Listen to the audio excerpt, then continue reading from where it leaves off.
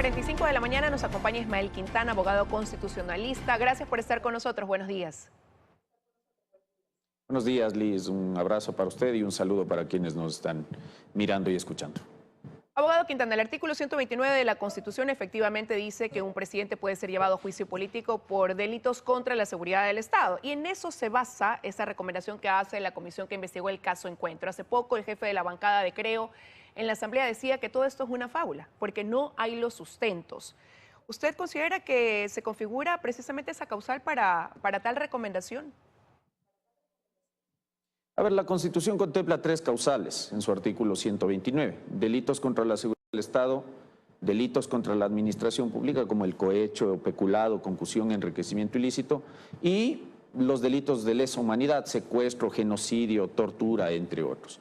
¿Qué es lo que originalmente planteaba este borrador de informe? Que dicho sea de paso, no constituye acusación constitucional ni tampoco constituiría prueba en el evento de que se llegue a presentar para iniciar el juicio político la acusación constitucional. Inicialmente se decía que el presidente había cometido delito contra la seguridad del Estado básicamente porque cometió traición a la patria. Como naturalmente eso no encajaba en la modalidad por la que se lo estaba pretendiendo acusar, entonces retiran de eso al final de la hora, en la última sesión donde se aprueba el informe, pero dejan abierta la acusación por delitos contra la seguridad del Estado. La gran pregunta que tendría que hacerse la Corte en el evento que se llegase a presentar una acusación con base en este informe es cuál de los delitos que están en el catálogo del Código Orgánico Integral Penal es por el cual se lo quiere llevar al presidente a juicio político, porque aquí hay también una cuestión que hay que decir, es decir, los juicios políticos, si bien son políticos, no dejan de tener cierta rigurosidad a la hora de tener que respetar ciertas garantías del debido proceso. Si yo le voy a imputar al presidente el cometimiento de un delito contra la seguridad del Estado, lo mínimo que la Corte tendría que evidenciar al momento de dictaminar, primero es que los hechos se relacionen o se subsuman con el tipo penal y en segundo lugar que para llegar a eso haya una singularización del tipo penal por el cual se le quiere llevar al presidente a juicio político. En este caso no hay una singularización y por lo tanto eventualmente no podría una acusación tan generalizada pasar el tamiz en virtud de lo que dispone el artículo 148 de la Ley de Garantías Jurisdiccionales. Y en eso confía el gobierno, ¿no? Porque todo se encamina, si bien este informe no es vinculante, a que continúe este proceso de juicio político contra el presidente y la clave, ya lo han dicho, estará cuando llegue a la Corte Constitucional. ¿Cuáles son los escenarios que se configuran a partir de ese momento, abogado Quintana?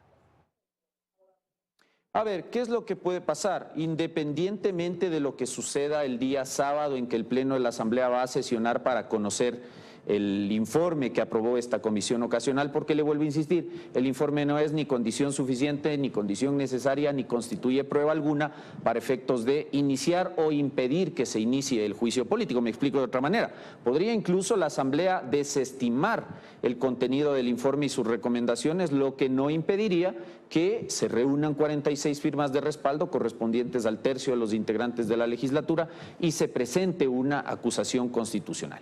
En el evento que eso ocurra, ya podemos hablar propiamente ahí sí de una pretensión de juicio político. Eso debería pasar primero al filtro de calificación del Consejo de Administración de la Legislatura, que debería hacer una revisión formal, verificar el número de firmas, verificar la causal, y si es que pasa ese filtro de calificación, el expediente tiene que pasar luego a manos de la Corte Constitucional, que hace un segundo control de admisibilidad de esta pretensión de juicio político. Y ahí es donde la cuestión podría tener ciertos problemas en el evento que la acusación se basara en el informe que ahora ya se ha hecho público, donde se habla de delitos contra la seguridad del Estado sin singularizar la infracción penal que se le está imputando al presidente y donde por otro lado se habla de delitos contra la administración pública como si esto se tratase de una fanesca o de una ensalada donde usted puede decir que el presidente ha cometido cohecho, peculado y concusión al mismo mismo tiempo, pero donde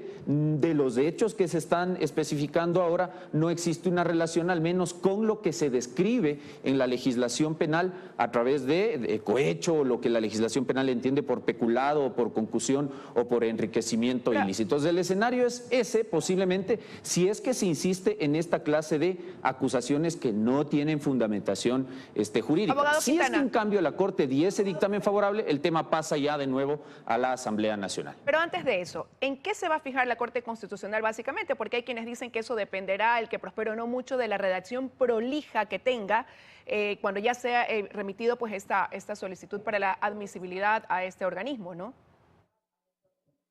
A ver, la Corte tiene que revisar básicamente cuestiones formales, lo dice el artículo 148 de la Ley de Garantías Jurisdiccionales, y se lo hizo en 2017 cuando, recordemos, se dictaminó con una aceptación el juicio político al ex vicepresidente Jorge Glass. ¿Qué hace la Corte? La Corte va a tomar la acusación constitucional, va a tomar las pruebas que se acompañan a esa acusación y va a verificar, primero, evidentemente, que hayan las firmas de respaldo que sustenten el juicio político, correspondientes, insisto, al tercio de los integrantes de la Asamblea Nacional. En segundo lugar, va a verificar que se singularice la infracción penal por la cual se quiere llevar a juicio político al presidente. Y en tercer lugar, para poder concluir si cabe o no cabe llevar el juicio político en la Asamblea, deberá determinar si de los hechos que se describen en la imputación o en la acusación constitucional hay una conexión o una relación con lo que se establece como delito en el Código Orgánico Integral Penal. Entonces,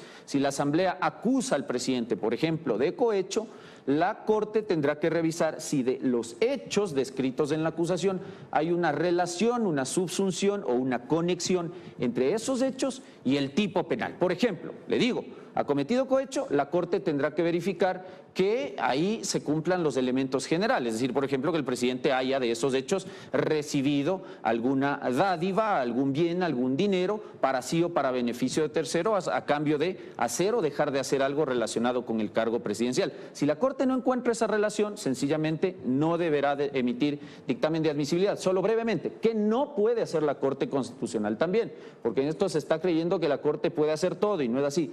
El artículo 153 de la Ley de Garantías Jurisdiccionales establece dos limitaciones. La Corte no se va a pronunciar sobre la existencia material de la infracción, es decir, la Corte no puede llegar a señalar que la Asamblea, por ejemplo, no ha aprobado el cometimiento del delito, porque esa no es función de la Corte Constitucional, así como tampoco la Corte va a poder llegar a concluir si el presidente de la República es o no responsable de las infracciones penales que se le están imputando, conforme, insisto, aparece el artículo 153 de la Ley de Garantías Jurisdiccionales. Abogado Así Quintana. que todo dependerá no necesariamente de la Corte, sino de la acusación, del modo en que se realice la acusación, de la singularización de la imputación y de las pruebas que se puedan presentar. Y si la Corte, evaluemos ese escenario, avala este juicio político, ahí ya habrían dos posibilidades. Una, que la Asamblea reúna estos 92 votos para censurar y destituir al presidente Lasso, pero otra, también que el presidente tome la decisión de ejecutar una muerte cruzada. Y en ese caso, pues, también tendrían que configurarse algunas causales para que él pueda tomar o ejecutar más bien esa decisión. Efectivamente. Sí, no hay, insisto, en el ordenamiento constitucional nuestro una prohibición, como sí ocurre en sistemas comparados donde tenemos esta figura más o menos, de que iniciada en este caso un procedimiento de juicio político contra el presidente se vea impedido de disolver la legislatura. En Ecuador no hay un impedimento y el presidente lo podría hacer, incluso en el evento de que ya se vaya a votar por una moción de censura y destitución, porque al presidente le basta firmar un decreto y disolver la Asamblea. Ahora, no es que el presidente disuelve la legislatura por lo que se le ocurre, porque le cae mal, porque le parece que son vagos o porque le parece que son ignorantes del derecho. El presidente disuelve una legislatura básicamente por tres causales: grave crisis política y conmoción interna, arrogación de funciones que a juicio del presidente de la Asamblea no tenga, para lo cual en este caso además requeriría dictamen previo de la Corte Constitucional, o en tercer lugar la obstrucción al Plan Nacional de Desarrollo. Habría que estudiar en ese contexto si es que se producen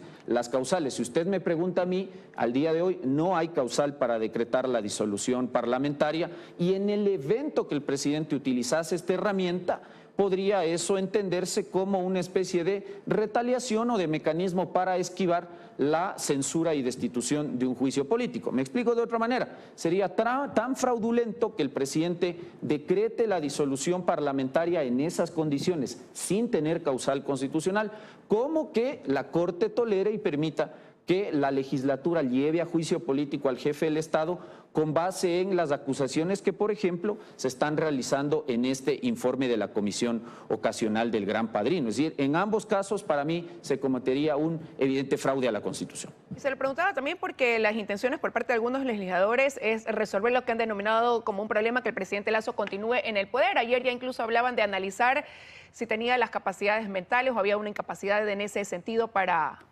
poder continuar al frente de su mandato.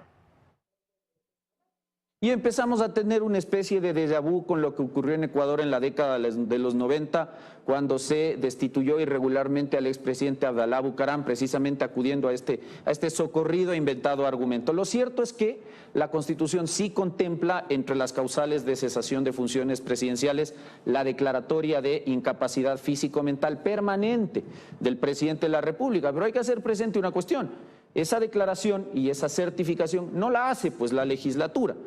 La hace un comité de médicos especializados que, según la ley de la función legislativa, se integra por un médico del IES, otro del Ministerio de Salud Pública y otro de las facultades de medicina del país. Y con ese informe, donde se determine desde el punto de vista médico y científico la incapacidad y que esta incapacidad físico-mental es permanente, la Asamblea con las 2/3 partes debe declararla. Entonces no es que acá hay que salir a inventarse una cuestión. Acá me parece que estamos jugando al descarte. Entonces, si no me sale la acusación constitucional vía juicio político porque la Corte me pudiese no calificar esa pretensión, vamos entonces a la declaratoria de incapacidad físico-mental, cuando evidentemente esa situación o esa causal al día de hoy no existe, y porque además hay que seguir un procedimiento que veo ciertos legisladores desconocen abiertamente y que deberían dominar al integrar el Parlamento, ¿no?